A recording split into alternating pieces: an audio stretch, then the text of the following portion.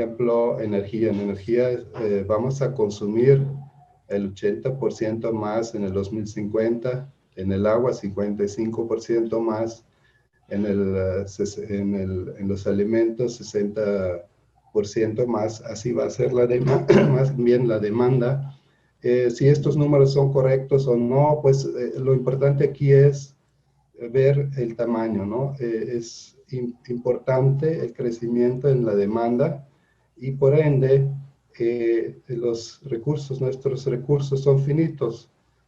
Tenemos que buscar de manejar los recursos de manera más efectiva para obtener para poder realmente cumplir con esta demanda o bien mejorar digamos, nuestras condiciones y ser más eficientes en el uso, ¿no? Esto se ha también manifestado en su momento en las metas del desarrollo sostenible por parte de la ONU, la que sigue, como una de las metas, varios de las metas están viendo esa situación de un mejor, el tema aquí del nexo es entonces la seguridad de estos recursos y pues podemos ver también un incremento desde los años 2007-2008 en adelante en la literatura académica. Ha expandido rápidamente el tema a nivel internacional como una nueva forma de, digamos, atender esta situación compleja y con muchos retos, dado que hemos trabajado y seguimos trabajando mucho todavía, sector por sector, separado en silos, ¿verdad? El famoso, los silos donde cada sector trabaja con sus programas, tiene sus políticas, sus proyectos, sus acciones. Y aquí lo que se busca en la política pública, abrir esta situación y ver dónde podemos aprovechar y buscar nexos, o sea, ligas, interconexiones entre las diferentes áreas o sectores para el bien social y ambiental, ¿no? Eso es un poco la idea atrás de esto, de aprovechar de mejor forma nuestros recursos, donde vemos que un recurso puede impactar al otro de manera negativa o positiva. Entonces, si queremos buscar sinergias, tenemos que encontrar los caminos para hacerlo así. Vemos que a partir del 2011 se creció mucho la bibliografía, las publicaciones a partir de la famosa conferencia en Bonn, en Alemania, y vemos hasta el año 2020-21 ya, digamos, un crecimiento exponencial y en los últimos, lo hice ayer, el análisis, cuál es el estado. Ya tenemos también publicaciones para el 2021. ¿La que sigue? Esto es, es un diagrama, una gráfica que muestra el concepto del nexo. Los tres sectores, agua, energía y alimentos. En algunas literaturas también se incluye también el suelo como un recurso adicional. Aquí nos enfocamos más a estos tres. Y tenemos también otros factores que influyen en esto, que es el clima, el crecimiento demográfico, la gobernanza, etcétera. Entonces, aquí vemos las interrelaciones entre los sectores. Por ejemplo, si yo requiero crecer alimentos o cultivos, necesito agua, necesito mucha agua. Entonces, eso es una interacción entre los dos sectores. O, por ejemplo, para la producción de biocombustibles se necesita alimentos, se necesita como base los alimentos. o cultivos para producir la energía, ¿no? Lo mismo, para producir energía se necesita agua, sobre todo, pues prácticamente en todas las formas de energía se necesita agua, de cierto modo, sobre todo en obviamente en las hidroeléctricas, pero no nada más en esto, sino también en otros tipos de energía, de producción de energía. Entonces, pues aquí vemos algunas estadísticas o números. Por ejemplo, en la agricultura extremos va más o menos a nivel mundial. El 70% del agua dulce que estamos usando se usa para la agricultura, para producir energía primaria. Se necesita el 10% ese 10% de las extracciones de agua se usa para la producción de energía y el 8% del uso energético se usa para producir agua desde la extracción hasta su transportación y distribución. La que sigue.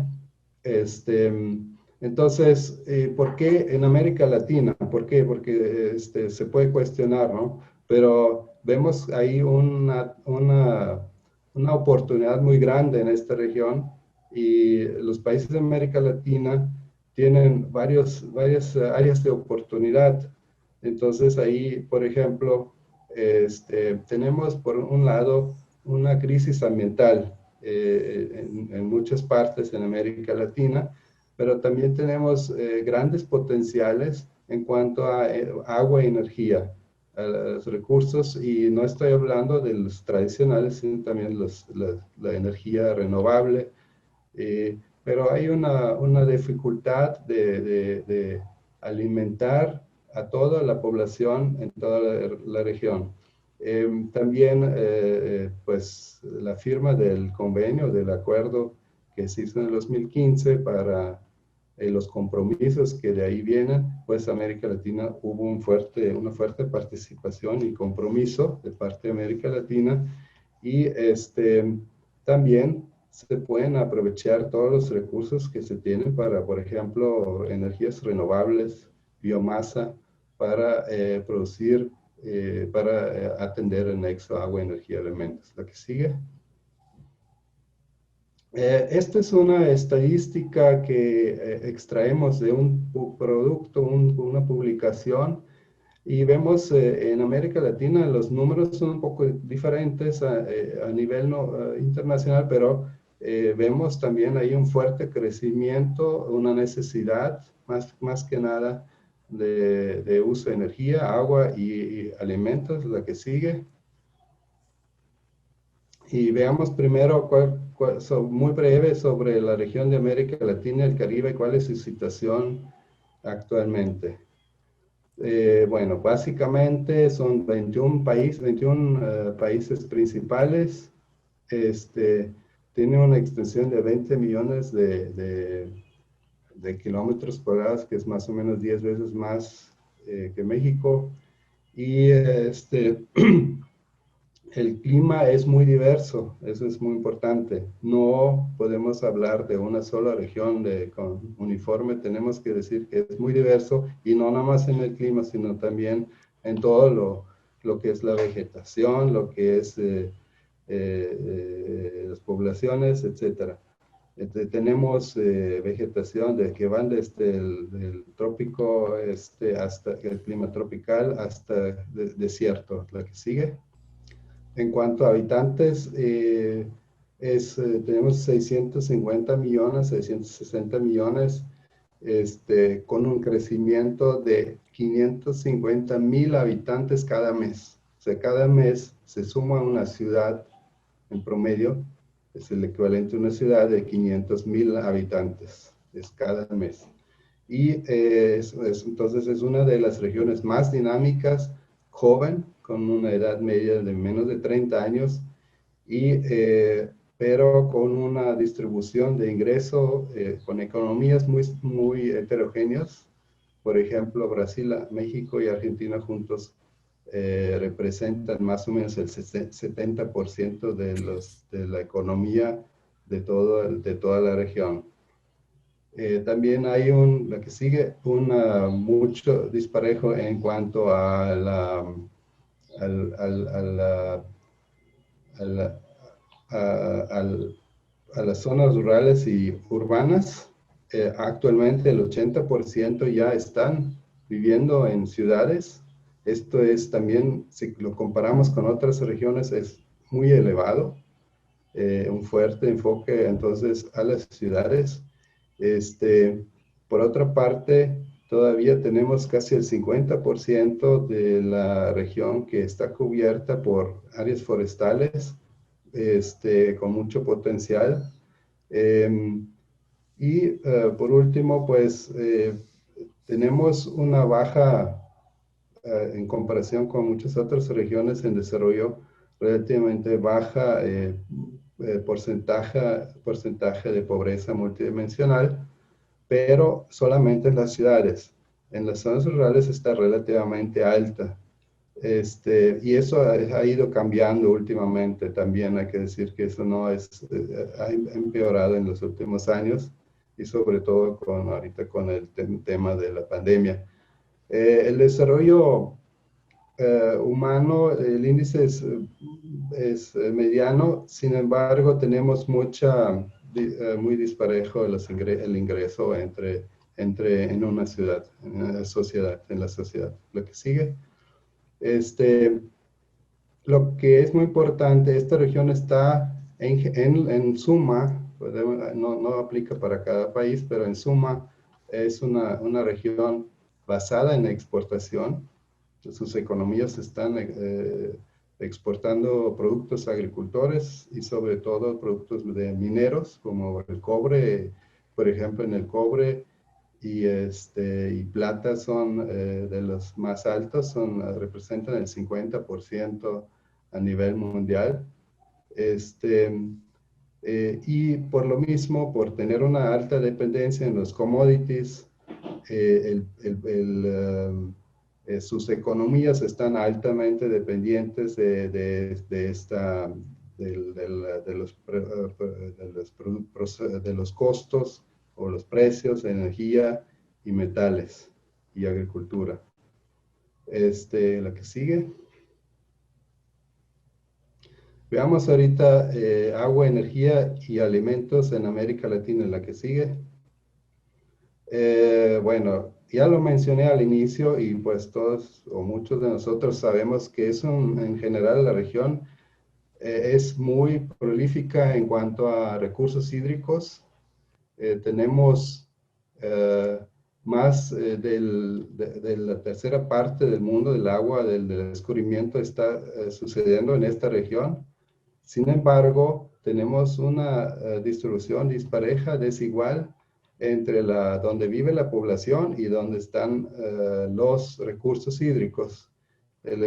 Hay muchos ejemplos, por ejemplo, en el centro norte de México, donde tenemos un desarrollo económico muy fuerte y dos terceras partes de la población. Sin embargo, es la zona de mayor escasez de agua y contrasta mucho con el sur. Y así lo observamos también, hay zonas en el noreste de Brasil que están con recursos escasos, también en el sur, en algunas partes de Argentina y Chile, y algunas partes en Bolivia y Perú.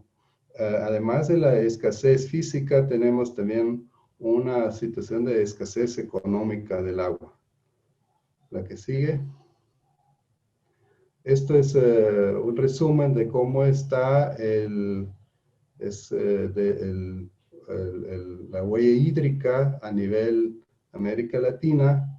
Podemos observar que actualmente solamente el 5% es agua azul del total, ¿verdad? De toda la huella hídrica, el 87% es agua verde, o sea, esta es como humedad en los suelos. Y el agua gris, que es la contaminación, o sea, es 83%. Esta agua, el agua azul es la que se extrae en los pozos y en las presas y luego se distribuye en gran parte en la agricultura uso agrícola, uso pecuario, y una menor parte para uso urbano y doméstico y industria. La que sigue. Este es un ejemplo, es un libro que publicamos hace unos años sobre la situación de las aguas y ciudades en América Latina. Es un trabajo de muchos actores, de diferentes instituciones, que buscó pues entender y buscar soluciones a los retos del agua en las ciudades desde el punto de vista provisión de agua, provisión de pues en la relación el manejo de riesgo de agua, el desarrollo de infraestructura hidráulica, etcétera.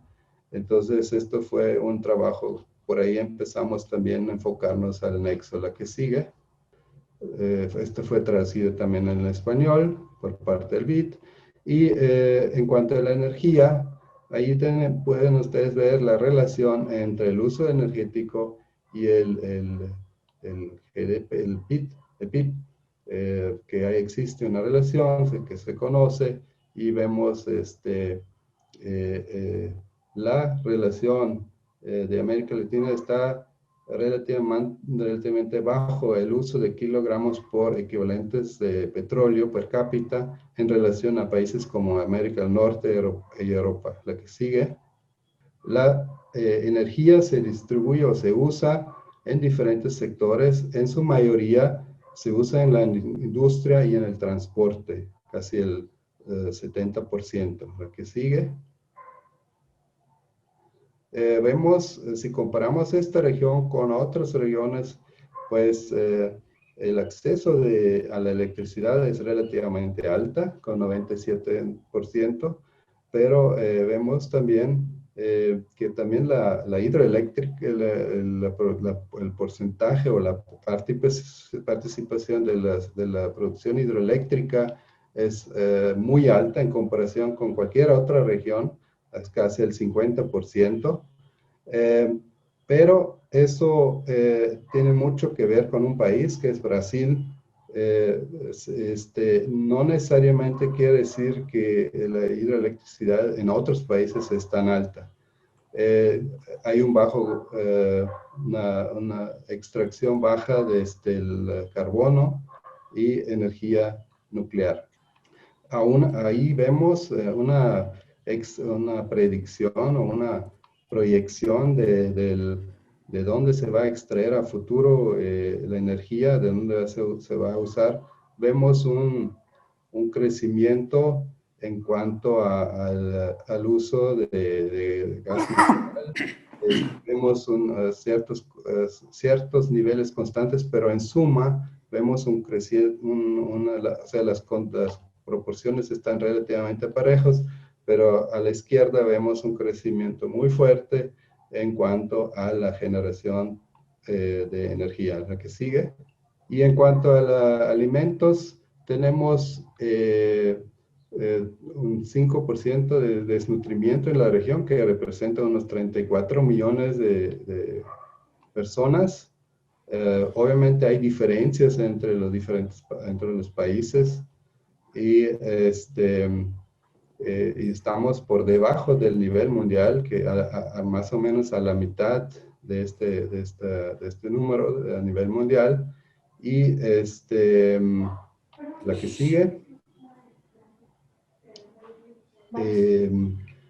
Pero por otra parte, y eso es un poco contradictorio, estamos exportando alimentos y productos alimenticios mucho más que se importa, ¿no? Somos exportadores de alimentos, sobre todo café, azúcar, etcétera, carne, maíz, etcétera. ¿La que sigue? Jürgen, nos quedan 5 minutos máximo. Okay, sí. ¿Sí? Gracias. La que sigue. Entonces, vamos a ver ahorita una evaluación corta. ¿Cómo podemos evaluar el nexo? Y lo que hicimos nosotros en nuestro grupo de investigación es, bueno, ese es un resumen de lo que presenté aquí. Lo que presenté aquí está mucho más detallado en un artículo que hicimos recientemente. La que sigue, ¿cómo vamos ahora, cómo podemos realizar el estudiar el nexo agua, energía, alimentos? La dificultad es que mucho queda en concepto, a nivel concepto. Eso fue un poco también la crítica en los últimos años, que cómo se puede ir cuantificando, cómo podemos llegar a las estrategias y a las acciones.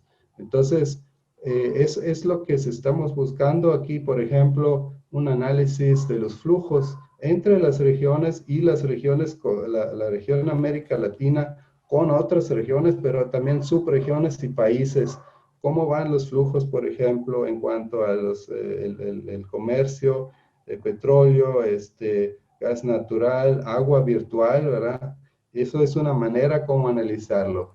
Eso es una forma. La que sigue, eh, también se han usado en los últimos años indicadores que que nos ayudan a entender dónde estamos y también a futuro hacia dónde vamos, evaluar y monitorear. Esto se puede hacer a nivel país, se puede hacer a nivel ciudad, se puede hacer a nivel toda la región. Lo que hicimos, la que sigue, nosotros hemos dividido, generado un nomagrama, es una, una gráfica que nos ayuda a entender rápidamente lo que está pasando en cada región. Ahí cada sector representa tres indicadores y está ligado a los desarrollos, a las metas de desarrollo sostenible. Esa es una forma como se puede hacer, se han desarrollado muchos en los últimos años. La que sigue es una evaluación que hicimos para las diferentes regiones. La que sigue. Entonces ahí podemos encontrar, esto es ya a nivel subregional, y en este caso, pues México, donde están sus áreas de oportunidad, y podemos encontrar ahí formas de, esta evaluación se puede hacer periódicamente para ir viendo cómo se está desarrollando la región o el país. La que sigue. Esto es ya un poco más entrando a datos de agua, energía y alimentos, pero ya viendo diferentes datos que la interacción entre los sectores, aquí vemos los tres países donde sí pudimos hacer un análisis. En muchos países no se pueden hacer porque la información está limitada, pero para estos tres países logramos hacer un análisis de información gubernamental, pero también de asociaciones académicas, etcétera. Entonces pudimos construir la relación entre agua, energía y alimentos, cuantificarlo, cuánto es, o sea, las flechas que marcan entre los tres sectores, ahí vemos los tres sectores en un país y cómo es su relación, cuantificarlo con números y porcentajes, la interrelación. Por último, y pues ya cerrando, pues cuáles son los retos básicamente.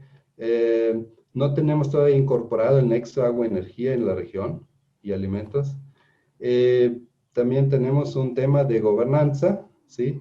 Existe mucho el informalismo y el pluralismo legal, donde existen ciertas normas que no siempre se están cumpliendo.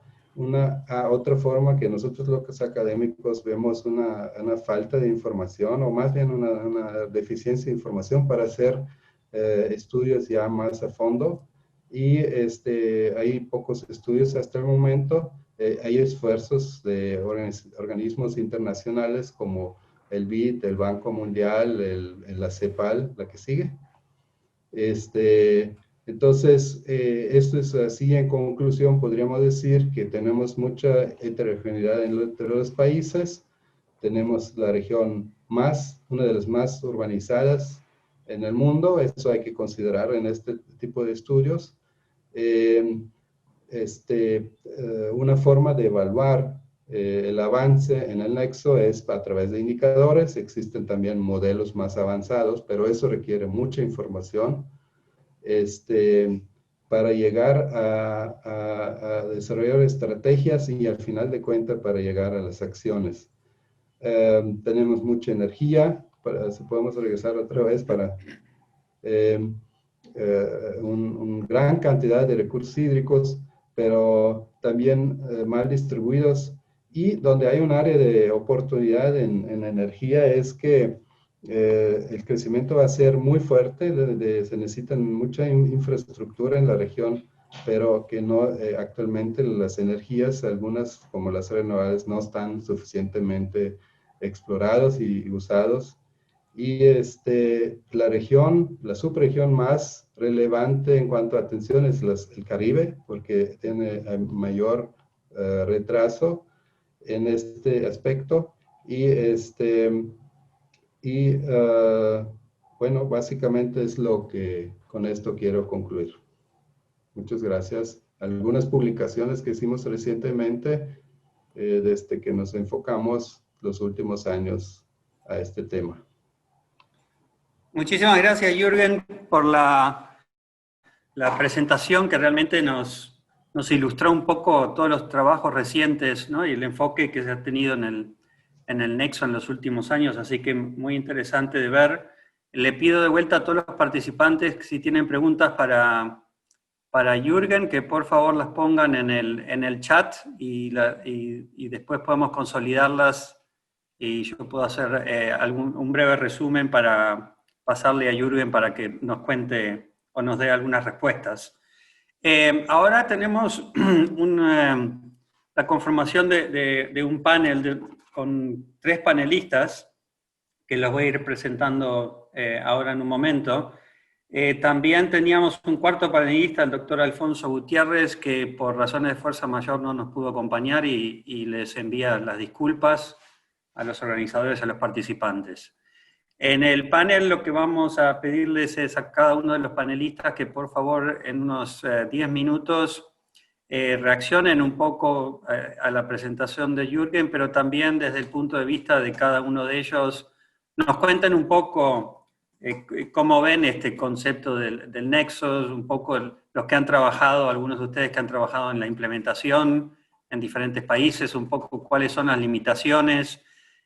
A mí, por ejemplo, siempre me trato de pensar un poco cuáles son las diferencias entre lo que es la gestión integrada de recursos hídricos y el nexo, ¿no? Si quizás podemos levantar alguno de esos temas, porque hay muchos conceptos que se traslapan, ¿no? En cierto modo. Voy a iniciar entonces a presentar a los 3 panelistas que nos acompañan.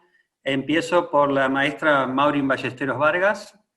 Maureen es economista agrícola con maestría en Administración de Empresas de la Universidad de Costa Rica y ha trabajado muchos años como consultora internacional para el Banco Interamericano, para el Banco de Desarrollo de América Latina, la CAF, y viene trabajando también, trabajó con CEPAL, ¿no? en el tema del nexo en Costa Rica. Tiene muchísima experiencia en gestión integrada de recursos naturales, estuvo en la asociación también del GWP, la Asociación Mundial del Agua, trabajando en Centroamérica, muchos de estos temas. Nos acompaña también el doctor Raúl Muñoz Castillo. Raúl cuenta con más de 15 años de experiencia en gestión ambiental de recursos hídricos, tanto a nivel internacional en sectores privado, público, organizaciones multilaterales y la academia, y ahora está en el Banco Interamericano de Desarrollo liderando varias agendas e iniciativas, como la Iniciativa Regional de Seguridad Hídrica y el programa de los fondos de agua, que todos conocemos muy bien, que es el proyecto insignia del banco sobre infraestructura verde y soluciones basadas en la naturaleza. Y por último nos acompaña el maestro Manuel Contijoch Escontria. Manuel es ingeniero civil de la Universidad Nacional Autónoma de México y maestro de la University College London, de la Escuela de Estudios Ambientales. fue coordinador asesores del director general y subdirector general de infraestructura hidroagrícola en Conagua, en aquel entonces la CNA. Y en 1994 estuvo como director general de FIRCO y pasó unos cuantos años en el Banco Mundial como especialista senior en agua en el sur de Asia y en América Latina. Así que les doy a los tres una muy bienvenida y quizás empezamos contigo, Maureen, a que nos des un poco tus reacciones a la presentación de Jürgen, pero quizás tocando algunos de los otros temas que mencioné, ¿no? De tu perspectiva en la parte operativa en Costa Rica, cómo las diferencias con la gestión integrada, cómo implementamos estos conceptos. Así que te cedo la palabra, Maureen, gracias. Gracias, Diego, y gracias también al doctor Fernando González, a la UNAM, por esta oportunidad de compartir con ustedes las experiencias básicamente en gestión de recursos hídricos. También al querido amigo Enrique Aguilar, quien ha coordinado esta sesión desde todo punto de vista relevante para las personas que trabajan en la gestión de los recursos hídricos, de la energía, la producción de alimentos, etc.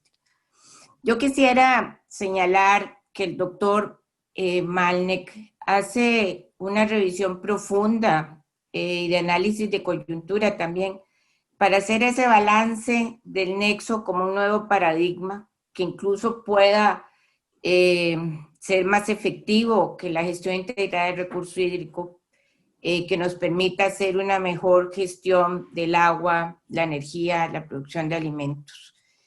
El doctor analiza todo el proceso de evolución de este concepto, llegando incluso hasta las implicaciones que tiene para el desarrollo de los países de Latinoamérica una gestión eficiente de los tres elementos que están involucrados en el nexo.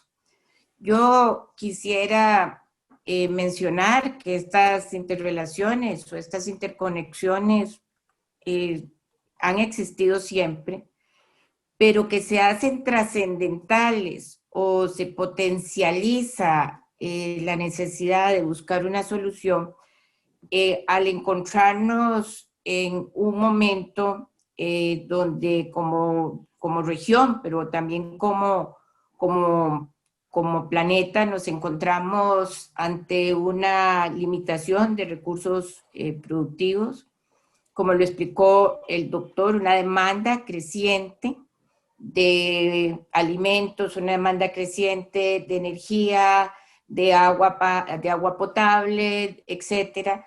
Y esto por propiamente un crecimiento vegetativo de la población, pero también porque nuestro continente pasa a ser un continente urbanizado, el mayor, pero también porque ha habido un crecimiento de la clase media en nuestros países, una clase que demanda mejor alimentación, que demanda tener agua potable intradomiciliaria, que demanda prender un switch y tener energía en sus hogares.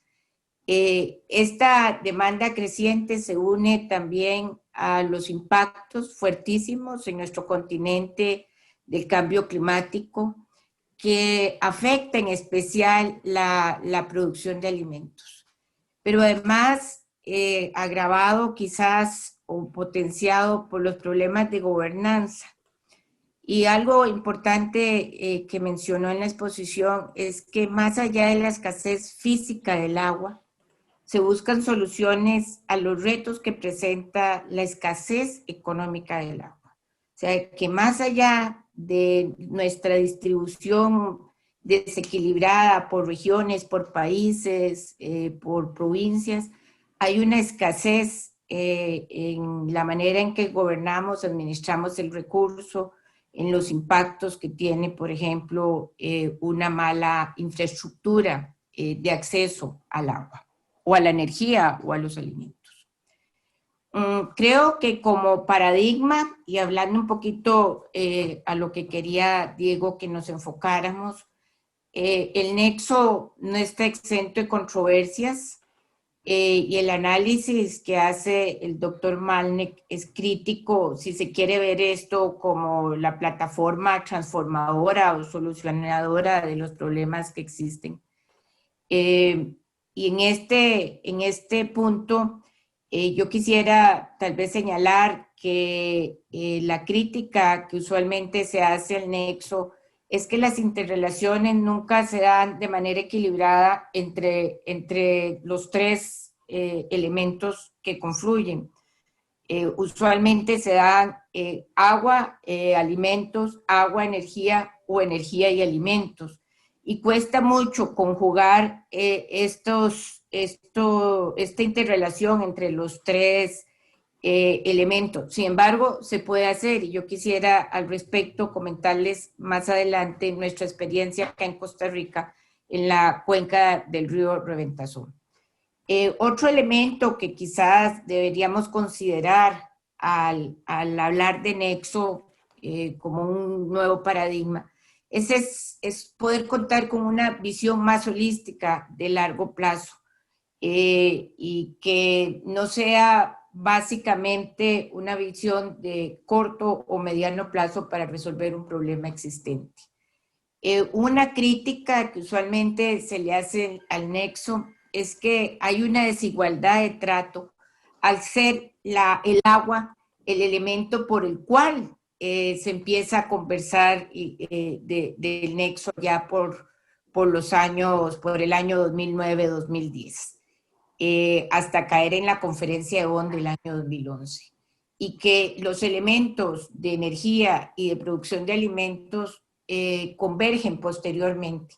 Desde mi punto de vista, esto pues no genera una desigualdad, sino más bien valora el agua como ese elemento enlazador importante y necesario para formular políticas públicas integradoras. También es importante, yo creo que es un tema de analizar hoy, es como ver la GIR bajo la gestión integrada, bajo la lupa del nexo. O sea, cómo entrelazamos estas visiones, estas búsquedas de soluciones de marcos teóricos. Y para las personas que hemos trabajado a lo largo de los años con la gestión de los recursos hídricos, la GIR ha sido nuestro sustento teórico sobre el cual hemos planteado a partir de esto lograr la seguridad hídrica.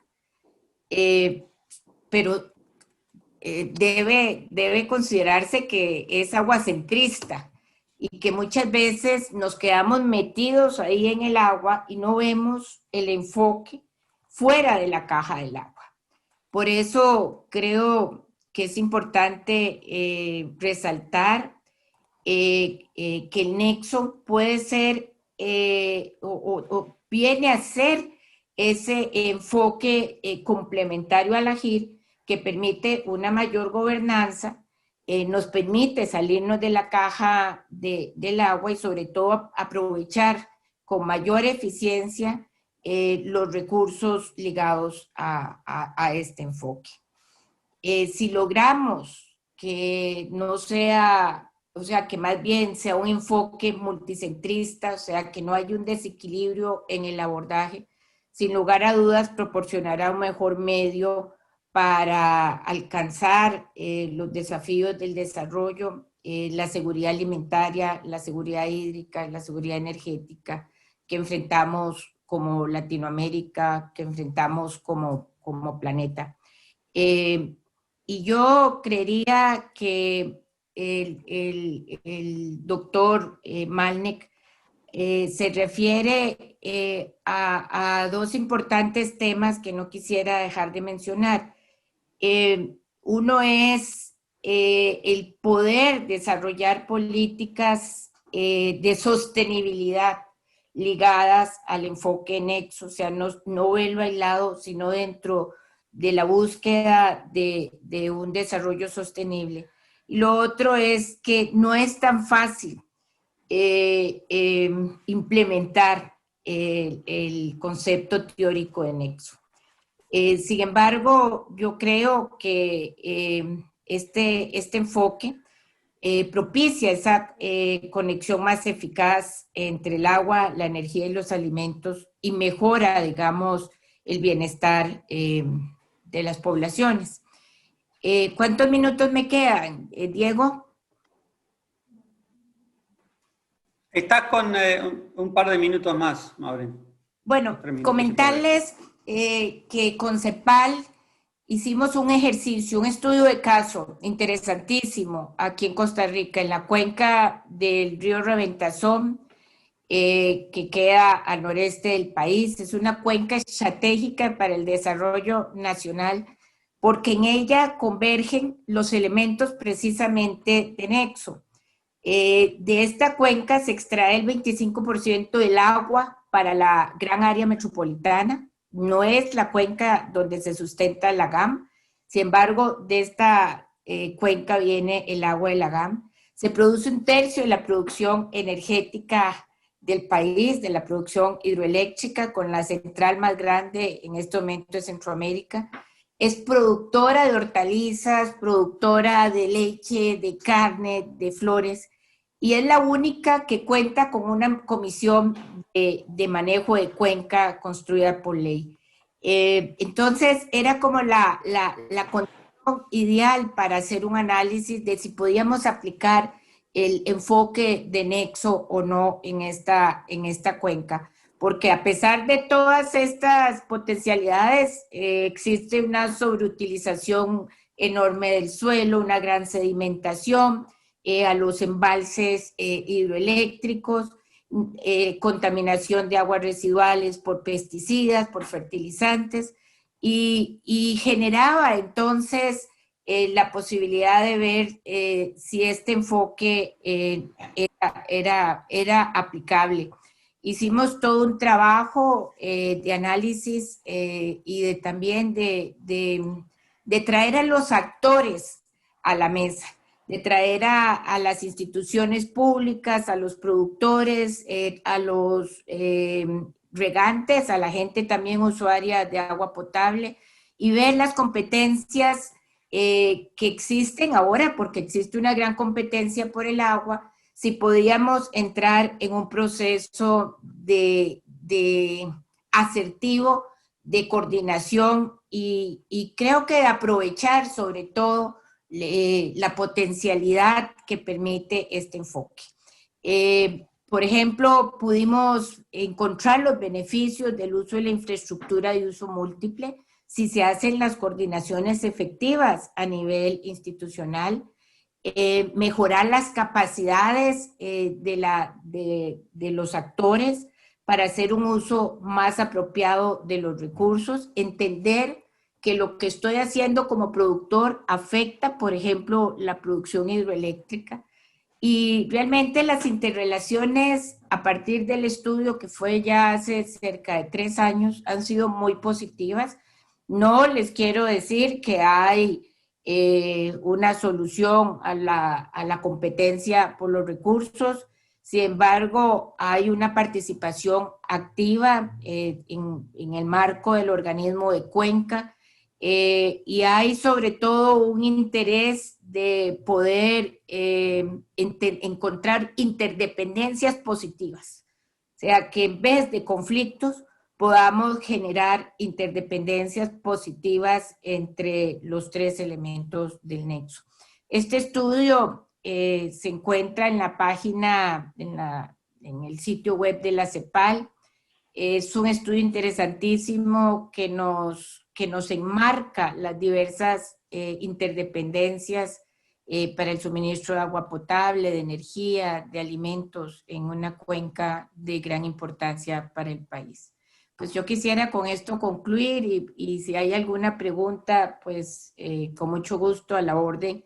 Y si tienen algún interés sobre el estudio, pues también puedo pasar el link donde se encuentra. Gracias, Diego. Gracias a todos. Muchas gracias, Maureen, por esta primera intervención. Si querés podemos poner ahí en el chat el enlace al estudio, ¿no? Porque es parte de la iniciativa de CEPAL, ¿no? La regional que se ha venido implementando, ¿no? Con G y Z y Así me es. parece que parte decía. Así Ok, entonces ahora pasamos a Raúl Muñoz, tus palabras y no solo la reacción a lo de Jürgen, pero también conociendo un poco lo que se había hecho a nivel regional con algunos de los esquemas ya más analíticos y de modelación. Sería bueno si nos contás un poco esa parte que tiene que ver ya más con la parte de integración analítica, ¿no? Y recomendaciones claras de implementación. Adelante, Raúl, gracias. Listo, muchas gracias, Diego. También muchas gracias a la organización por invitar al BID hoy a estar en este taller, en este tema que, como decía Diego, también es clave para nosotros y venimos trabajando también de manera coordinada con el Banco Mundial en algunas cosas, ¿no? Antes de nada, pedirle disculpas porque yo estoy también en Europa dándole la merienda a las 6 de la tarde a mi niño de 3 años, entonces me voy a quitar la cámara para que no los interrumpa. Pero bueno, como decía Diego, o sea, la idea es un poco de nuestro lado, o sea, poco hay que comentar de la presentación de Jürgen, que dio un excelente pantallazo de qué es el concepto del nexo y cuáles son los desafíos en la región, ¿no? Y luego, evidentemente, digamos, el insumo de Maurín, con el ejemplo concreto de esa cuenca en Costa Rica, creo que nos da un poco de idea de la escalabilidad del concepto, ¿no? Nosotros también hemos desarrollado varios productos analíticos, estamos trabajando a nivel operativo, pero empezamos a trabajar allá por 2015 en productos más basados digamos, en ciencia aplicada o en productos analíticos. Hay muchas definiciones que nos gustan, pero para nosotros, como decía Jürgen, esto del nexo al final es un concepto básico de sentido común, ¿no? O sea, la necesidad de trabajo coordinado, intersectorial, ante recursos naturales, no solo el agua, sino también los bosques o el suelo, que al final están, digamos, funcionan de la mano en términos ecológicos, cada vez más escasos en muchos casos y con demandas cada vez mayores, ¿no? Es importante considerar Latinoamérica en un contexto global. O sea, según algunos estudios, la demanda global de alimentos para 2030 se va a requerir un 45% más de agua que en 2020. Esto en un mundo global interconectado. Y ahí resaltaba Jürgen el papel de Latinoamérica como breadbasket global, ¿no? O sea, esto puede tener ciertas implicaciones. El concepto de agua virtual que se mencionó y huella hídrica son muy importantes, ¿no? Luego, aparte, están las propias, digamos, demandas de la región, las internas, asociadas al crecimiento socioeconómico. En este sentido, se espera que el sector agrícola aumente la demanda en un 35%, el sector de agua en otro 35%, el sector de energía en un 55%, ¿no? Concretamente, y esto es algún número que sacamos en un estudio del banco, la demanda de agua para este crecimiento energético o de demanda energética pasaría de 16 billones de metros cúbicos en 2015 a unos 52 billones de metros cúbicos entre 2030 y 2035, ¿no? Esto asociado a una necesidad de inversión de unos 304.000 millones de dólares americanos, donde de hecho digamos, la media ponderada de la región de hidro, que hoy está en día en 45%, pasaría al 39%, ¿no? Eso significa que la región, en teoría, según algunas predicciones, podría depender más digamos, de combustibles fósiles y por tanto necesitar más refrigeración y por tanto más agua según la metodología, o sea, la técnica que se considere, ¿no? En términos de exportaciones, también es importante considerar que el sector agrícola supone el 30% de la balanza comercial, el 90% del cual esto ya rain-fed, o sea, ante un aumento de presión de los mercados globales, evidentemente se va a necesitar un incremento de la irrigación. Hablaba Jürgen del agua azul o del blue water footprint y por tanto de la huella hídrica, ¿no? El sector oil and gas y el mining supone el 40% de las exportaciones, ¿no? También grandes consumidores de agua, ¿no? Hicimos otro estudio, volviendo al punto que decía Diego, ahí hemos trabajado con modelos integrados de evaluación. Nosotros trabajamos con uno que se llama Global Change Assessment Model con la Universidad de Maryland y el Departamento de Energía. Hicimos un mapeo regional de la escasez hídrica a una malla de 100 por 100 kilómetros para todo el continente. Y vimos que según qué escenarios socioeconómicos o climáticos, podíamos pasar de una situación en la que hoy alrededor del 35% de la superficie del continente está ya en una situación de estrés hídrico de moderado a severo, a una situación para 2030-35 en que podemos pasar a un 40-45% de media, ¿no? Esto asociado a efectos climáticos, sin duda, pero sobre todo al aumento de ciertas demandas sectoriales, ¿no?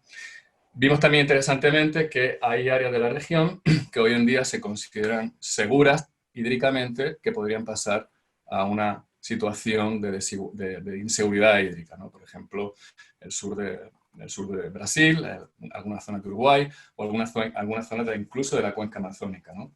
Con eso calculamos, digamos, cuál es el vacío de infraestructura de regulación hídrica a nivel regional, por país y a nivel regional agregado, para poder cubrir esas demandas no atendidas que habría ante esa situación de estrés hídrico. Y vimos que para el 2050 se necesitarían como unos 300 billones de dólares, más o menos, ¿no?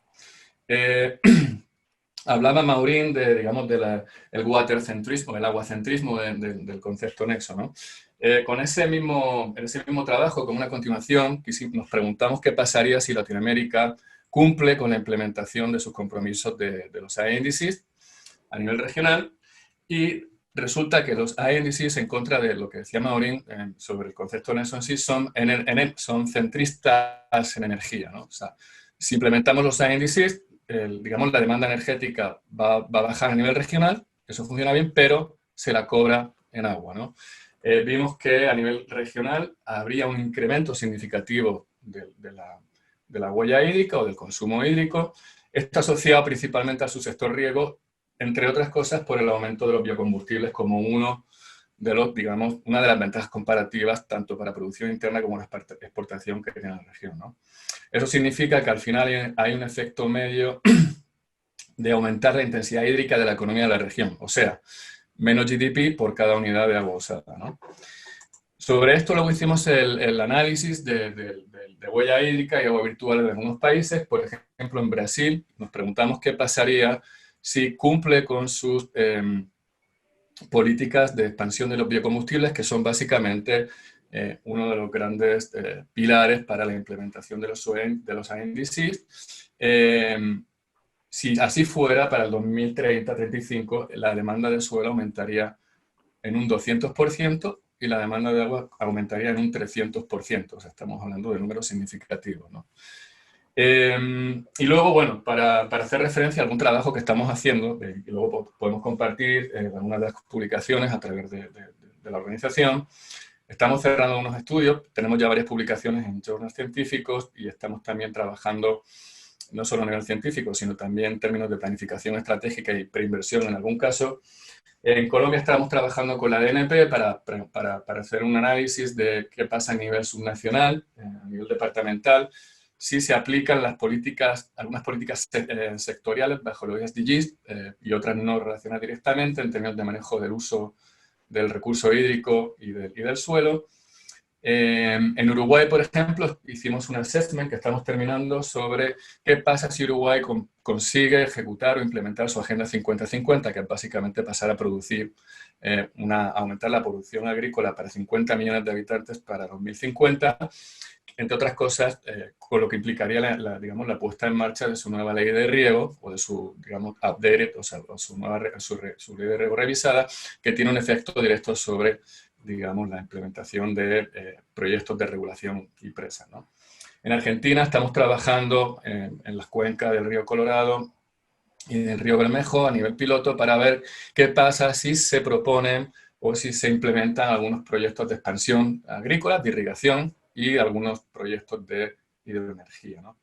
A nivel transfronterizo estamos trabajando también bajo la estrategia de seguridad hídrica. Evidentemente el nexo es uno de los principales asuntos que estamos tratando y estamos empezando con la organización del Tratado de la Cuenca Amazónica, un estudio sistémico con los 8 países para, digamos, desde la perspectiva del nexo, ver qué pasaría con el uso de los recursos naturales si se implementan sus principales políticas bajo SDGs y ANDCs principalmente, ¿no? Entonces, bueno, creo que me queda como un minuto, pero simplemente desde el punto de vista del banco y en resumen, los takeaways o nuestras conclusiones son: hay una necesidad de incluir el enfoque del nexo en planificación programática y estratégica que genere portafolios de inversión multisectoriales coordinados. Evidentemente, el nivel de proyectos demasiado tarde en la mayor parte de los casos, por no decir siempre, o casi siempre. Hay la necesidad de construir capacidad científica, técnica e institucional para poder asegurar la planificación integrada en base a ciencia y tecnología que permita entender las sinergias y los trade-offs entre los diferentes sectores a diferentes escalas y con foco en el uso de los recursos naturales. Por ejemplo, en este sentido no es posible disociar el uso del agua del uso del suelo, ¿no? Que hablamos antes, ¿no? Al final van de la mano y los impactos están relacionados, ¿no? Y sobre todo, el uso ecológico del agua y los servicios ecosistémicos que se prestan deben ser centrales en esta planificación, ¿no? En este tipo de análisis y en la planificación consecuente, ¿no? Finalmente, estamos claros en que hay una necesidad enorme de mostrar con números claros el valor económico en términos de beneficios de la inclusión de este enfoque en nexo a los tomadores de decisión por medio de aportes cuantitativos a diferentes niveles, ¿no? Y bueno, con eso, Diego, termino. No sé si creo que no me pasé con el tiempo, pero quedo también abierto a cualquier pregunta que dé el público y un gusto participar. Excelente, Raúl. Mil gracias por traer toda esta experiencia que conozco un poco, ¿no? Que venís hace años trabajando en el BID, en la parte analítica y trayendo muchos de estos temas a lo que es la implementación, ¿no? Manuel, te paso la palabra como último panelista y ya después podemos ver un poco algunas de las preguntas que la audiencia está enviándonos, que hay bastante para discutir. Gracias, Manuel.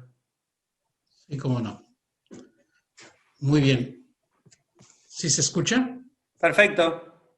Qué excelente. Bueno, en primer lugar, me da mucho gusto verlos a todos.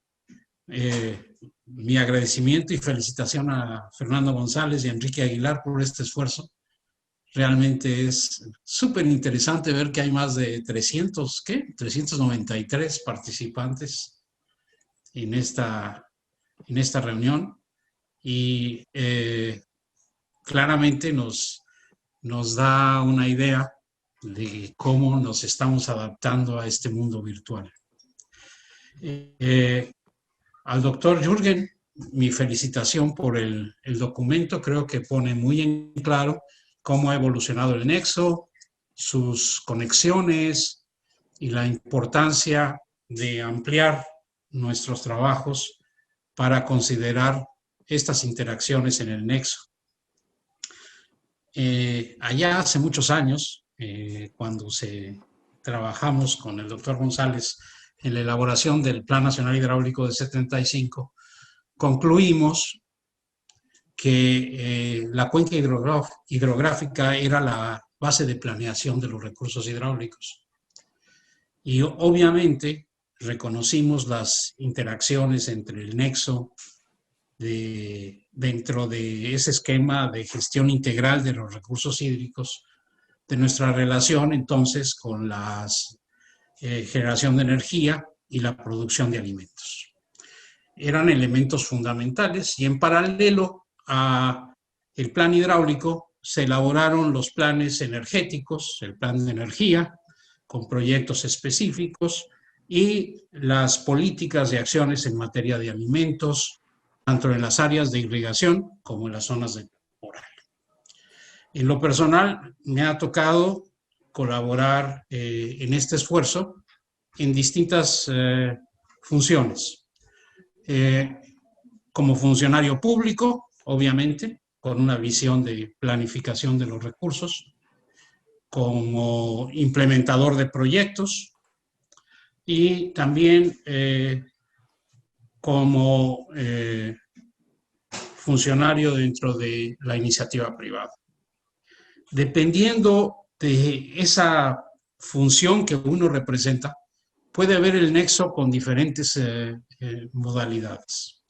Basado, por supuesto, en la ubicación dentro de una cuenca hidrográfica y considerando, pues, los trasvases, ¿sí? Las transferencias de agua entre cuencas y, más recientemente, las consideraciones de agua virtual y los mecanismos de transporte. Eso nos da una posibilidad muy completa de analizar cuáles son las diferentes intervenciones. Porque finalmente, a mi juicio, si vamos a hacer un esfuerzo de planificación es para, ya sea implementar políticas públicas o para tomar decisiones de inversión y de infraestructura. Muy al principio en el plan trabajamos conjuntamente con la Comisión Federal de Electricidad, con el ingeniero Tinoco, en desarrollar un esquema, un modelo de participación de costos en las obras, en las presas de objetivos múltiples. ¿Qué porcentaje lo pagaba la Comisión Federal de Electricidad en función de las ventas de energía? ¿Cuál llevaba a cabo la Secretaría de Recursos Hidráulicos en función del control de avenidas y la irrigación? Y este esquema finalmente lo pudimos aplicar muchos años después en la construcción de la presa de Huites para resolver el problema de control de avenidas, generación de energía y producción de alimentos en el Canal Fuerte Mayo. Les menciono esto como un ejemplo muy claro de cómo el análisis de estas conexiones y de los vínculos institucionales entre los tres sectores que estamos haciendo referencia nos permite, por un lado, identificar las oportunidades y también identificar los problemas.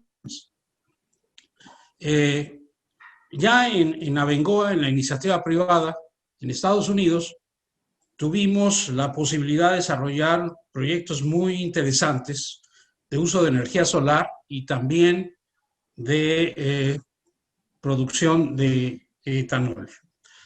Se hizo un proyecto muy importante con el apoyo de la Administración de Energía para producir etanol a base de desechos, de residuos de las plantas, ¿no? Y ese proyecto nos demostró un elemento muy importante que hay que considerar en el nexo, que son los costos de oportunidad y las competencias. En la medida en que la producción de bioenergía, ¿sí?, está o tiene que competir con la producción, ya sea en materia de hidrocarburos o de otros elementos, el viento, en fin, es muy susceptible de cambios en la política de los países. No les voy a decir, pero se terminaron de vender todas las plantas de bioenergía porque no eran competitivas sin los apoyos de los gobiernos estatales. Curiosamente, todas estas, el mayor número de estas plantas se ubicaban en el área de los estados rojos, ¿no? Y la política federal fue impulsar el desarrollo del fracking en otras regiones, con lo cual prácticamente sin los apoyos estatales, estas plantas dejaron de funcionar. Otro aspecto que nos fue interesante en términos de mi experiencia con el Nexo fue lo que pasó con el programa de fertirrigación o de uso pleno del agua y la energía. Ahí, obviamente, por las condiciones que vivía el país en la negociación del Tratado de Libre Comercio, México tuvo que dejar el subsidio a la energía y para lograrlo puso en marcha este programa y luego lo continúa con el de fertirrigación. Logramos ahorros sustantivos, tanto en el consumo del agua como de la energía y el uso de los fertilizantes y los costos y la productividad. Lo interesante de aquí es que de esa experiencia, ¿sí?, de más de 12,000 proyectos que se llevaron a cabo, se logró un ahorro del agua del 32%, y de la energía del 28%. Los productores decidieron que ese ahorro del agua y la energía, ¿sí?, lo iban a utilizar para hacer segundos cultivos o ampliar la superficie de bajo riego. Con lo cual el ahorro neto, vamos a decir, para el país resultó cero.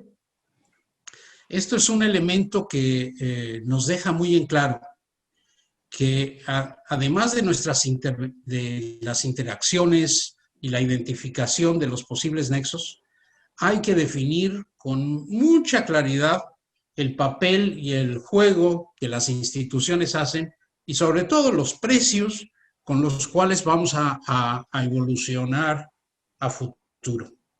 Junto con un aspecto que ahora el COVID nos está afectando a todos, o sea, nos ha cambiado la vida, y ese cambio de la vida no es parejo para todos. Es dependiendo de que si eres joven o eres viejo, si vives en un medio urbano, en un medio rural, si puedes participar de la economía virtual o no, o si tienes que trabajar personalmente.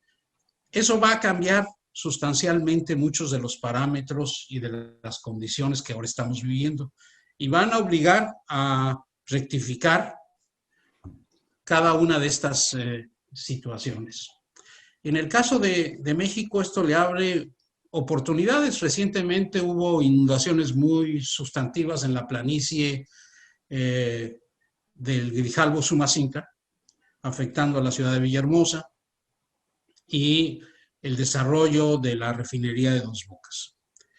Me recuerda esto porque con el doctor González, en el último año de la gestión del ingeniero Rovirosa en Tabasco, se preparó un proyecto para vincular precisamente el desarrollo de las acciones que habíamos iniciado con el Proderit en Tabasco, y que incluía la construcción de la presa de Itzantún y un canal de alivio, aprovechando el río de González, para liberar de inundaciones a Villahermosa. Y posteriormente, un desarrollo en el río Usumacinta, que es el río más caudaloso del país y que no se aprovecha para generación de energía, y el riego de una superficie importante de más de 100,000 hectáreas de arroz y el desarrollo de la acuacultura. Ahí es donde el nexo puede ser un elemento muy importante para fortalecer la gestión institucional de los recursos hídricos en México. Creo que en mi conclusión, yo diría que el avanzar en el estudio del nexo abre las posibilidades para no repetir errores que se han cometido en el pasado al no vincular estos tres elementos que son fundamentales en la gestión integrada de los recursos hídricos. Y por otro lado, nos abre la oportunidad para desarrollar proyectos que pueden ser proyectos e iniciativas de política que pueden ser muy importantes para la región. Muchísimas gracias. Muchas gracias, Manuel, por la intervención y los ejemplos que trajiste. Ahora me acordé cuando estabas en Abengoa y hablábamos de estos temas, ¿no? Tenemos unos minutos más, creo que unos 10-15 minutos, si estoy bien. Hay una cantidad de preguntas y estuve tratando de resumir algunas de ellas. Voy a hacer un par de preguntas. Hay una muy interesante que no hemos tocado mucho el tema y me parece que es algo que hoy en día tenemos que contemplar más o ser más explícitos cuando trabajamos en el nexo, ¿no? Y aquí hay una pregunta que dice, ¿podrían darnos algún ejemplo de cómo el nexo agua, energía, alimentos ilustra las diferencias en el acceso por parte de poblaciones vulnerables?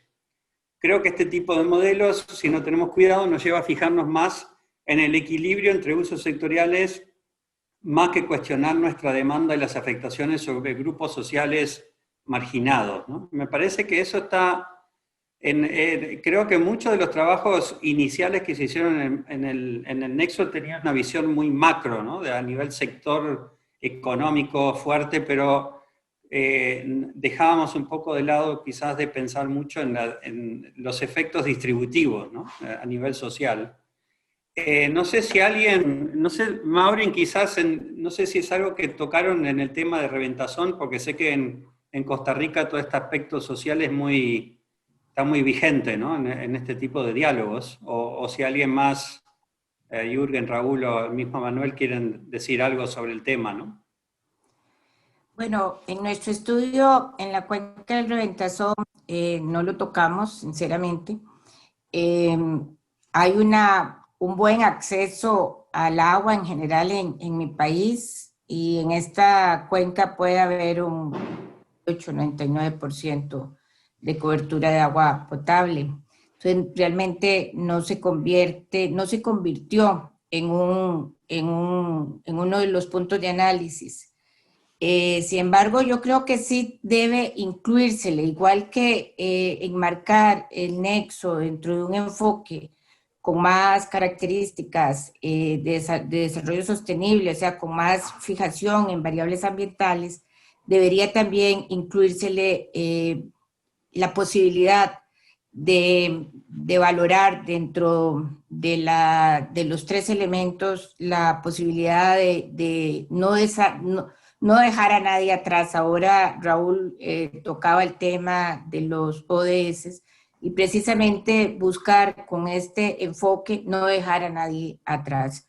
La vulnerabilidad de grupos indígenas, de mujeres, de pobres en nuestra región, una región con grandes desigualdades, además nos lleva necesariamente a valorar esta variable dentro de un enfoque de abordaje, cualquiera que sea nexo, sea GIR, sea como lo planteé un poco, la complementariedad que le da el nexo a la GIR. Debemos fijarnos esto como un punto importante de mejoramiento, digamos, del enfoque.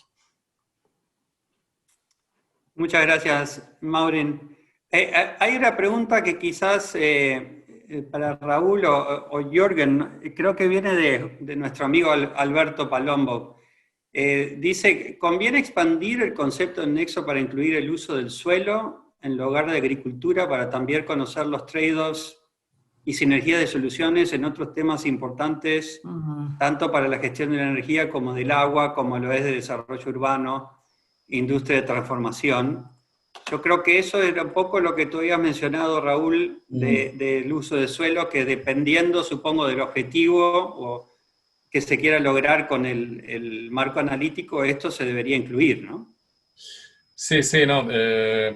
Bueno, perdón que tengo también una respuesta para la pregunta anterior, ¿no? Pero sí, ok, dale nomás. No, pero luego paso a esa. Tengo un pequeño ejemplo, creo que es como muy storytelling, ¿no? De lo que preguntaron antes. Pero no, respondiendo a la pregunta, creo que no solo se podría, sino que se debe. O sea, yo creo que son conceptos indisolubles, ¿no? Aparte, el concepto de huella hídrica y de estrés sobre el uso del suelo van de la mano y están muy asociados, de hecho, al estrés ecológico. Simplemente hay que pensar que Latinoamérica, que alguien mencionó que era 75% urbana, todas esas franjas poblacionales están básicamente asentadas en uno de los sitios o en zonas de las más ricas en términos de biodiversidad a nivel global, ¿no? Entonces, es como muy complejo hacer un análisis del nexo si solo nos fijamos en la variable agua, ¿no? Porque al final, de hecho, los resultados, si es que tanto si trabajas en un producto analítico como en un producto operativo, en un estudio de ingeniería, te pueden quedar cojos, ¿no? Entonces, de hecho, creo que tú mencionabas antes, Diego, la necesidad o lo atractivo del concepto nexo para darle un poco de innovación al concepto tradicional de gestión integral del recurso hídrico, ¿no? Yo creo que pasa algo similar, ¿no? Creo que, por ejemplo, si no se imbrinca no sé, la planificación estratégica, evaluación de impacto ambiental y los planes de ordenación territoriales dentro de este concepto del nexo, planes de seguridad hídrica, llámalo como quieras, estamos haciendo un mal trabajo, ¿no? O sea, digo, hablando como banco de desarrollo en este caso, ¿no? Pero bueno, es un poco respondiendo a la segunda pregunta. La primera, nosotros, de hecho, ese es un buen ejemplo. Yo trabajé en un proyecto en Bolivia, que era un proyecto para dar agua potable al Alto, básicamente mejorando y construyendo unas presas en la cordillera. Y para dar una idea, el tiempo medio de preparación en el banco de un proyecto es 1 año. Este proyecto se demoró 4 años en preparar, precisamente porque no había esa visión, en este caso del nexo agua, seguridad alimentaria o alimentos y ambiente del principio, ¿no? ¿Qué pasa? Que era un proyecto que se olvidó en el principio, en la conceptualización de qué pasa con el agua para las comunidades rurales, mayormente indígenas, que tienen una apropiación, un derecho constitucional sobre el uso del agua, qué pasa con la regulación hídrica que dan esos humedales de alta montaña. Entonces se convirtió en un proyecto nexo, porque hubo que considerar todo eso en el diseño y fue bastante challenging, ¿no? O sea, por eso decía antes que esa visión programática es muy importante, incluso para considerar la población más vulnerable, ¿no? O sea, como decía Mauricio. Sí. Muchas gracias, Raúl. Tengo otra pregunta antes de que pasemos al cierre, que quizás me gustaría escuchar de Manuel o Jürgen, para que tengan oportunidad de mencionar algo, porque tiene más que ver con el tema de alimentos, ¿no? Y dice, dentro del rubro de la seguridad alimenticia, ¿cómo se está manejando la relación de subsidios a la generación de alimentos versus la generación de biomasa para energía, contemplando que el recurso hídrico es fundamental en ambos sectores y se coloca el derecho al agua como un derecho humano universal? Creo que toca el tema de subsidios agrícolas, y ahí cuando vemos el nexo pasamos mucho más la frontera de un país, ¿no? A complejidades internacionales y de comercio. Pero, Manuel, quizás empiezo contigo, si me podés dar un poco tu visión, porque conocés muy bien toda esta temática, ¿no? Después Jürgen, y después ya cerramos. Un par de minutos, por favor. Sí, cómo no. Mira, ese es uno de los temas más importantes. En México tenemos un subsidio regresivo sobre todo para el agua, referido a la tarifa 09 para bombeo agrícola. De los aproximadamente 92,000 pozos que hay en el país, 7,200 aproximadamente se llevan el 90% del subsidio. Y son los pozos que se ubican en explotaciones altamente tecnificadas y de muy alta productividad. Entonces ahí tienes una comparación muy importante de cómo un subsidio que está dada a la energía, ¿sí?, está atacando la sobreexplotación de los acuíferos, ¿sí? Y por otro lado, son los productores exportadores que generan mucha riqueza y empleo. Entonces tú necesitas conciliar esos intereses. Y eso solo lo puedes hacer en un diálogo permanente con los productores y teniendo una política institucional efectiva y muy sana y con la suficiente autoridad. Yo pienso que un tema que no se ha tocado desde el punto de vista del nexo es el aspecto institucional. O sea, ¿qué institución tiene la capacidad de regular el funcionamiento del nexo? Porque, como yo lo mencioné, es muy diferente ver el nexo desde el punto de vista de productor agrícola, desde el punto de vista de un empresario privado que está desarrollando proyectos de energía, o de un sistema de agua potable o de irrigación. Entonces, esa balanza debe de ser bien estudiada y muy bien pensada. Y un comercial. Un tiempo desarrollamos proyectos, participó el Instituto de Ingeniería, para hacer accesible a los productores pequeños los riegos tecnificados, los riegos por goteo, por cintilla. Y se lograron cosas muy interesantes, abatir sustancialmente el costo de los sistemas, aprovechar la energía solar con bombas, pozos someros, y eso estabiliza y mejora notablemente las condiciones de producción y de vida de estas familias. Muchas gracias. Gracias, Manuel.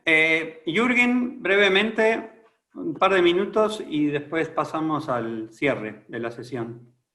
Sí, gracias. Nada más quisiera contestar a la primera pregunta, al aspecto social, y luego regresar a esta. Ya. En el diseño del concepto del nexo sí se contempla la inclusión social. De hecho, que el nexo tenga un impacto social, no nada más ambiental, no más y entonces en este sentido tiene que atender también a los estratos más marginados.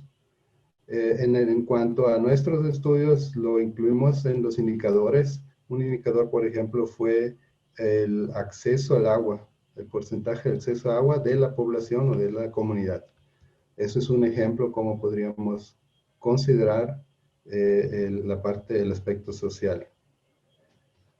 En cuanto a la otra pregunta,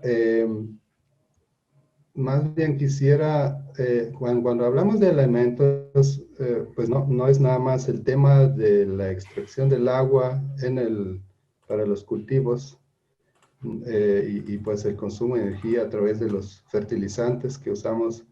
También hay un tema de la cadena de producción alimenticia, ¿no?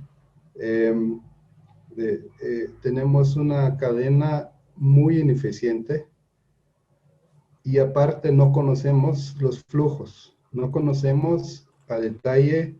Estamos actualmente estudiando dos ciudades, una es la ciudad de Monterrey y la otra es la ciudad de Hermosillo, y tenemos muchas dificultades de trazar o de entender los flujos de la producción de alimentos, y creo que hay una gran oportunidad de conocer qué es lo que controla todo el tema de los alimentos. Tenemos por un lado los subsidios que se mencionaron en la parte del agua, pero también hay mercados que controlan y que cambian continuamente. Ejemplos de esto son, por ejemplo, el caso polémico en Chihuahua de que se están cultivando, que tengamos cultivos que consumen mucha agua y por otro lado se tienen una escasez y hasta conflictos por el agua, ¿no? Entonces, tenemos que buscar conciliación en estos aspectos. Muchas gracias, Jürgen. Hay varias preguntas que espero que los organizadores quizás puedan capturar algunos de esos elementos, ¿no? Porque hay una riqueza muy interesante aquí de material. Yo para cerrar simplemente quería acotar, no quiero repetir mucho de lo que dijeron nuestros excelentes panelistas, pero creo que sí que hay un par de cosas muy interesantes en la visión esta del nexo y cómo ha evolucionado la discusión. Me parece que uno de los temas críticos, y creo que lo mencionó Manuel y Mauren y, bueno, todos, Raúl, es la parte institucional, ¿no? Hace unos años decíamos casi como en forma de chiste, ¿no? ¿Deberemos tener un ministerio del nexo? Y la respuesta es probablemente no, pero ¿qué tipo de arreglos institucionales nos permitiría poder tomar acciones de planificación más holísticas, de largo plazo, ver las interdependencias que existen entre los diferentes sectores y casi tener como una agenda conjunta muy clara interinstitucional? Pero ¿cómo debe ser eso, no? Hemos trabajado muchísimo en el tema de gestión integrada con los organismos de cuencas y los consejos de cuencas. ¿Qué tipo de forma institucional se requiere? Creo que es crítico, ¿no? Y eso está muy ligado también a lo que hemos visto en varias ocasiones, que es entender estos intercambios. Quiere decir que también tenemos que entender muy bien cuáles son las limitaciones y oportunidades regulatorias en los mayores sectores económicos, ¿no?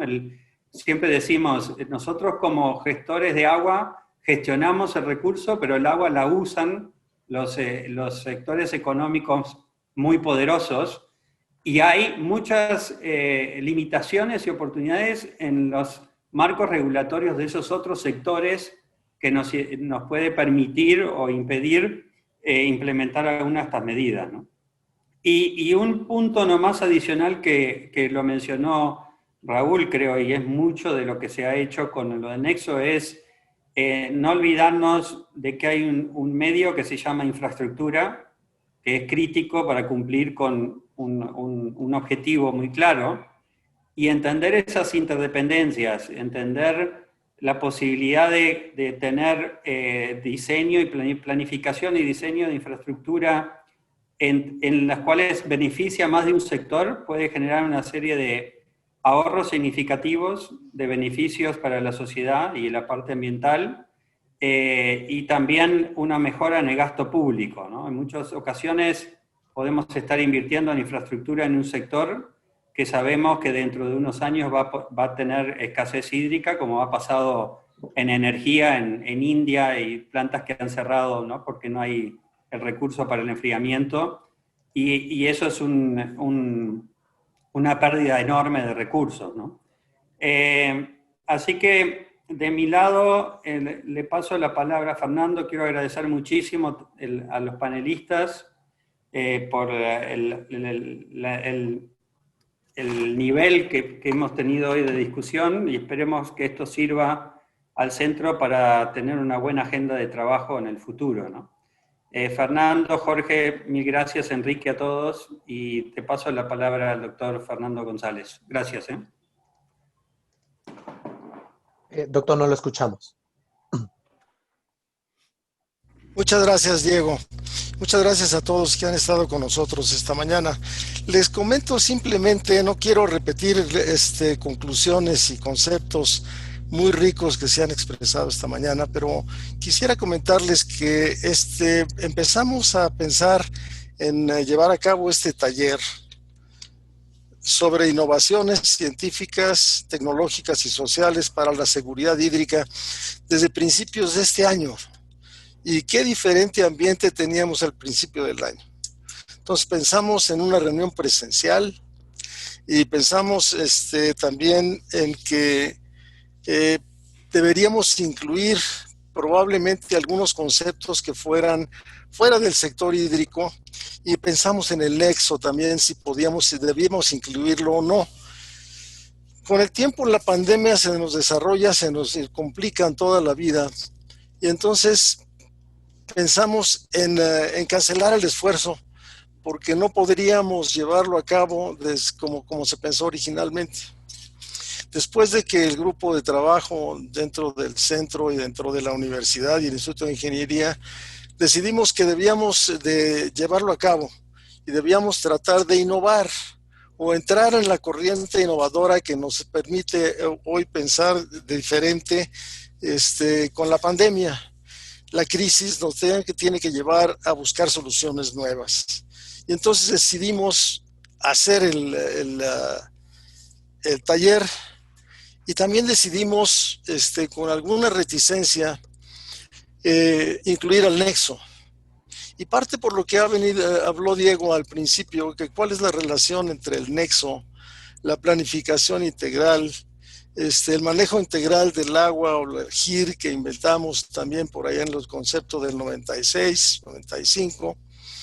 Y entonces finalmente decidimos las dos cosas.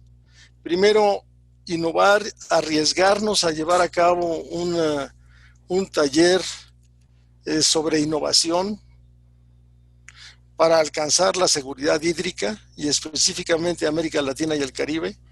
Y creo que las dos decisiones han sido un éxito. En primer lugar, hoy la diversidad que nos permiten los medios electrónicos, aunque es menos cálida nuestra interacción, nos permite tener intervenciones de todos lados del mundo, podríamos decir, y de todo tipo de disciplinas. Podemos tener, normalmente hemos tenido 400 personas en cada uno de los temas.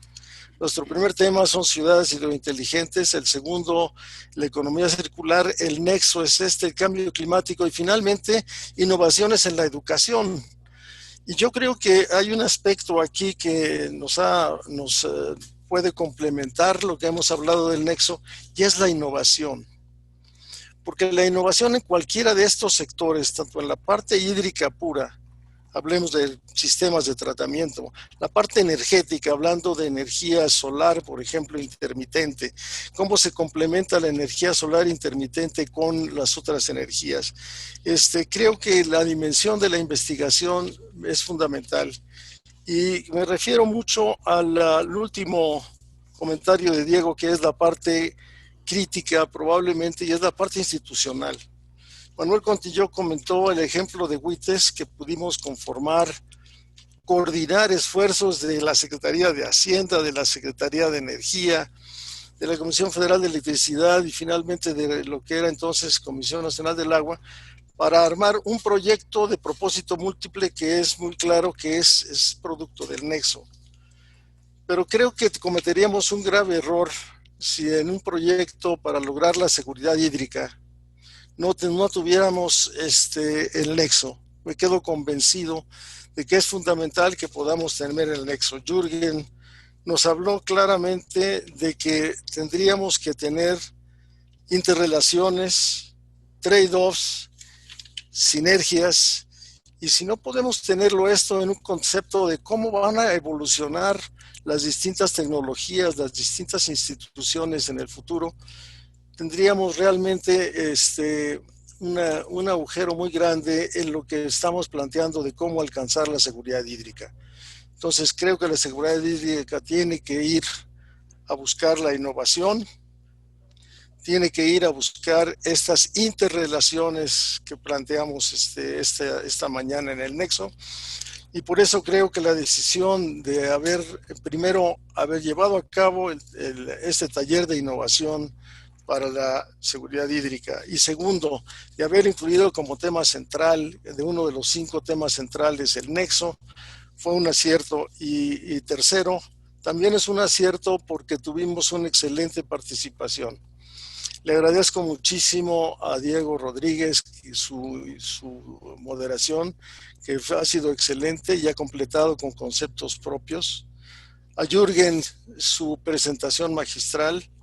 A Manuel Contillo, a Raúl Muñoz y a Maureen Ballestero por su contribución tan importante en sus comentarios. Vamos a tratar de poder integrar todo en un solo documento que pondremos a consideración de ustedes y que esperamos que podamos editar hacia principios del año que entra. Vamos a trabajar desde ahora en tratar de hacer un documento integral de todo esto, de lo que ha pasado esta mañana, y en especial quiero agradecerle a Jorge Arriaga, pero el organizador principal de este evento es Enrique Aguilar, Angélica Mendoza y Filadelfo Eugenio. Muchas gracias a todos y a toda nuestra audiencia de esta mañana, y les invito a que sigan con nosotros esta semana, nuestra Semana de la Innovación para la Seguridad Hídrica. Mañana estaremos hablando sobre asuntos que tienen que ver con el cambio climático, y finalmente el viernes estaremos hablando de un tema fascinante que son las innovaciones en la educación. Y los invito a que sigan con nosotros. Será 1h30 por la mañana, y hoy en la tarde tendremos un taller para discutir cuáles son las medidas para poder implementar las ideas fundamentales que aparecen en esta mañana de nuestro panel. Muchas gracias a todos. Pásenla bien, cuídense mucho, manténganse sanos. Gracias. Muchas gracias a todos. Hasta luego.